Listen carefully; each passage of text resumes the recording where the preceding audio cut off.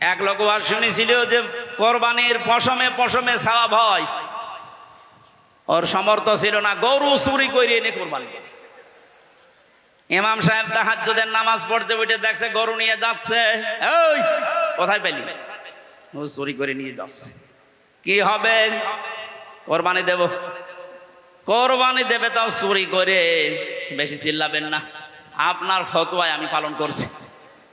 গত সময় আপনি বললেন যে কোরবানি দিলে এরকম এরকম সওয়াব হয়, প্রতি পশমে পশমে নাকি। আমার তো উপায় নেই, সামর্থ্য নেই, করব কি? সওয়াব থেকে বঞ্চিত হতে পারবো না, চুরি করে নিয়ে আসলাম গরু। কালকে সকালে কোরবানি জবাই করব। চুরি করলে গুনাহ হয় আমিও জানি, এই যে কোরবানি দেব সওয়াব হবে, পশমে পশমে নাকি হবে। সওয়াব আর গোনা যদি কাটাকাটি হয়ে যায়, মাঝখানে গোশত খাবো পাও। বাংলাদেশে অনেক মানুষের চিন্তা চেতনা এখন এইরকম। 500টা ফরজ বিধান আমল, এর 499টা করে, আর একটা কথা শুনলে তখন জঙ্গি, জিহাদ, রাজাকার, উল্টাপাল্টা নাম দেয়।